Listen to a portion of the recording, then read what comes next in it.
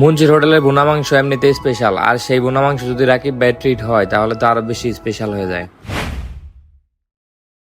রাকিব ভাই যখনই বাড়িতে আসে আমাদের ঘোরাঘুরি আর আড্ডাটা তখন অনেক বেশি বেড়ে যায়। তো তেমনই একটি জ্যোৎস্না রাতে আমি, রাকিব ভাই, রিমন ভাই, রিয়াদ আর নাইম মোটরসাইকেল করে ঘুরতেছিলাম। তো তখন রাকিব ভাই বললেন যে চলো আজকে যেদিকে মন চায় আর যতক্ষণই মন চায় ঘুরতে থাকবো আমরা তো এমনিতে অনেক বেশি ঘুরতে পছন্দ করি, আর রাকিব ভাই যদি এভাবে বলেন তাহলে কি আসলে না ঘুরে উপায় আছে।